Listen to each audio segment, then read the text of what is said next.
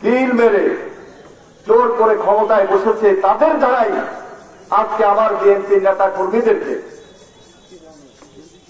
গুম করেছে, খুন করেছে, বন্ধুত্ব জীবন যাপন করছে। সেই সকল নেতা কর্মীর পরিবার এবং বন্ধুত্ব নেতা কর্মী আজকে আমাদের সামনে উপস্থিত। আমরা তাদের সম্মানে আজকে ইফতারের আয়োজন করেছি।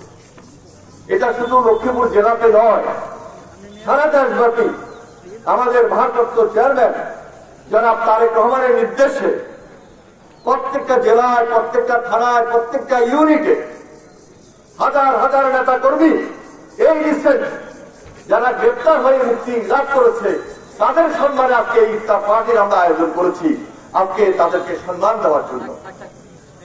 পার্টির পক্ষ থেকে আমরা এই পরিবারগুলোকে এই হ্যাঁ, আমরা হয়তো কাঙ্ক্ষিত ফলাফল 7ই জানুয়ারি অর্জন করতে পারি নাই, কিন্তু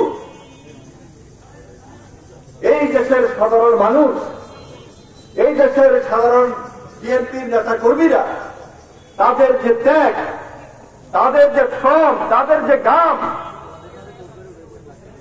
বিএনপির সঙ্গে, তারেক রহমানের সঙ্গে, খালেদা জিয়ার সঙ্গে দেশের মানুষ, দেশের সাধারণ নেতা কর্মী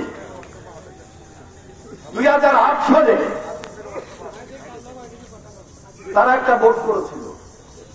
তখন ফখরুদ্দিন মঈনুদ্দিন, এখানে কথা বলুন, ফখরুদ্দিন মঈনুদ্দিন দল কোথায় গিয়েছিল? সর্বপ্রথম ভারত গিয়েছিল। সেখান থেকে বলেছিল 7 ঘোড়া চাপিয়ে দিব।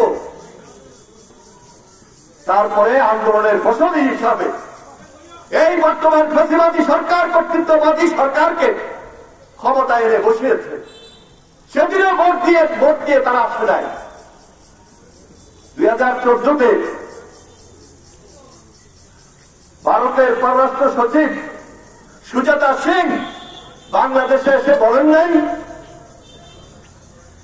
যে আওয়ামী লীগকে ক্ষমতায় রাখতে হবে, আওয়ামী লীগকে ক্ষমতায় রাখতে হবে। ভারতের পররাষ্ট্র সচিব সেদিন সুজাতা সিং এই বাংলাদেশের মাটিতে এসে বাংলাদেশের ভোটকে প্রভাবিত করেছে। ভারতের